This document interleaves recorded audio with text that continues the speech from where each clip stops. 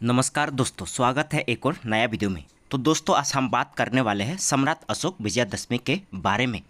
तो आज हम इस वीडियो में मुख्यतः बात करेंगे सम्राट अशोक के हृदय परिवर्तन किस प्रकार हुआ और उन्होंने बुद्ध धर्म के प्रचार के लिए एवं उसके बचाव के लिए कौन कौन से योगदान दिए और उनका समाज में किस प्रति योगदान रहा, इसके बारे में जानेंगे। तो दोस्तों, सम्राट अशोक का जन्म आज से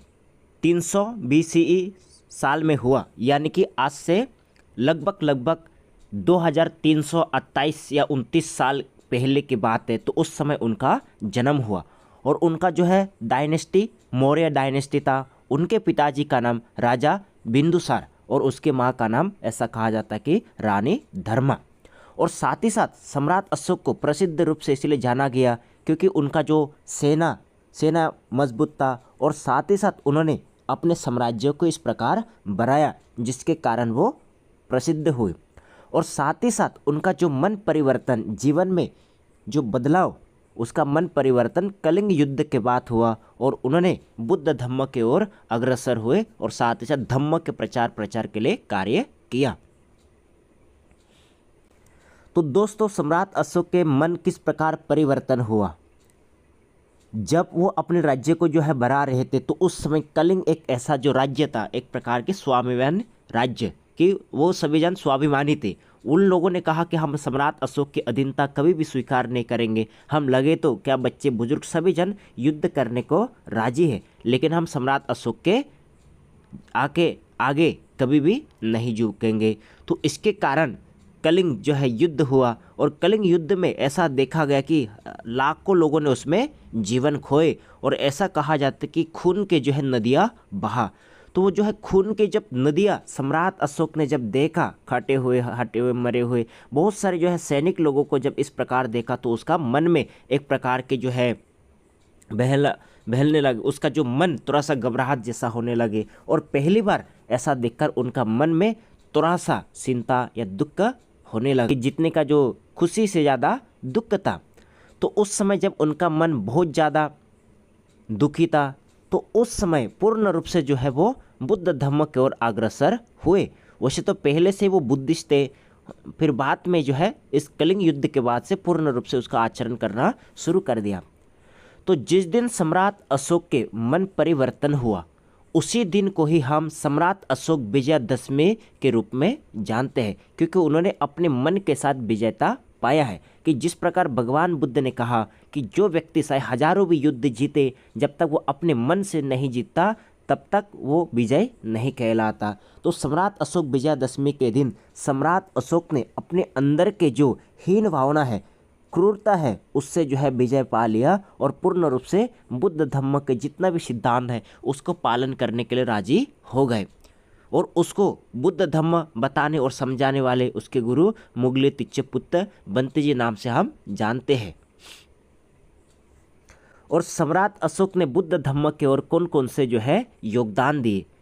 तो सबसे पहले सम्राट अशोक ने जितने भी जो है बुद्धिस्ट मिशनरीज, यानी कि बुद्धिस्ट जो ज्ञानी लोग थे, ज्ञानी लोगों को Sri Lanka, central Asia, south Asia, ऐसे विभिन्न देशों में जो है जो बुद्धिस्ट जो भी स्कॉलर्स, उन लोगों को जो है भेजे। और साथ ही साथ उन्होंने अपने बच्चों को धम्म के लिए दान किया। उनका लड़का महेंद्र और उनका बेटी संघमित्रा, जो दोनों भाई बहनें बारी बारी से, है ना, कि जैसे पहले महेंद्र गया, फिर उसके बाद जो है संघमित्रा गया, तो जिसके साथ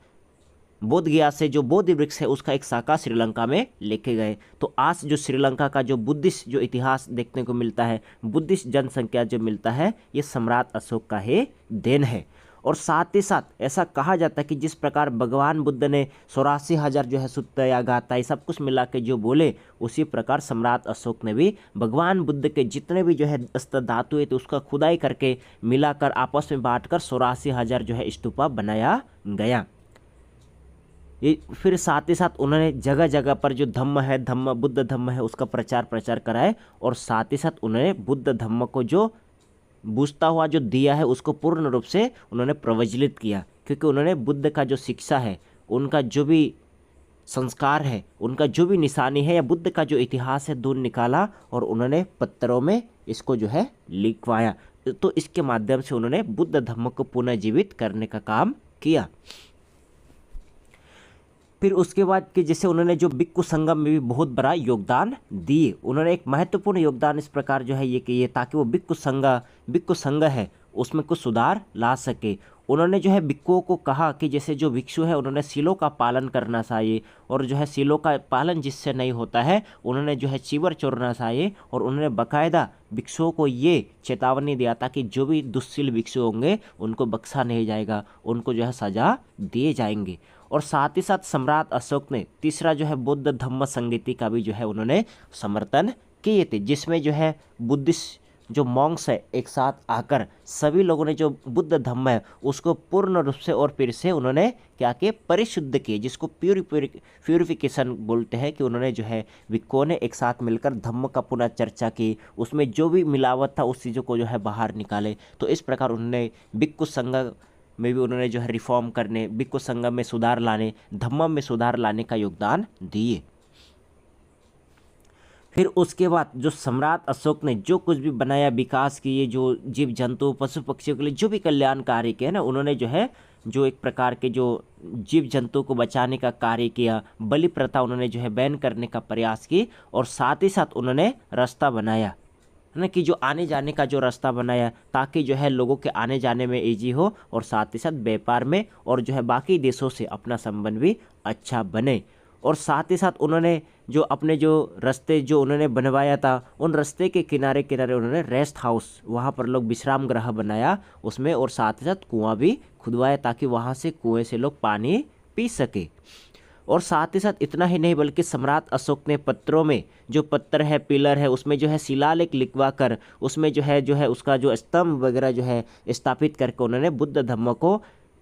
पूर्ण रूप से जो है जीवित कर दिए। और साथ ही साथ उन्होंने शिलालेखों में बुद्ध के जो शिक्षा या अपना जो संदेश, बुद्ध के जो है जो भी जीवनी है, जितना कुछ लिख सकते थे उन्होंने जो है पत्रों के माध्यम से, शिलालेखों के माध्यम से बुद्ध धम्म का जो है प्रचार वगैरह किए।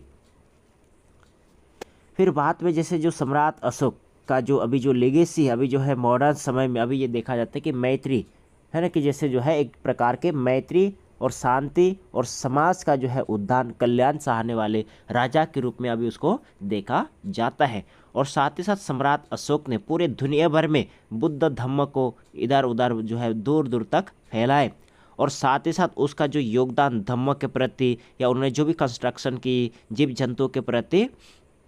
जो भी कार्य किए, तो आज भी ये चीज़ें हमें प्रेरणा देता है। और इसका जो है कंक्लूजन यही हुआ कि जो सम्राट अशोक है, सम्राट अशोक फिर बाद में एक प्रकार के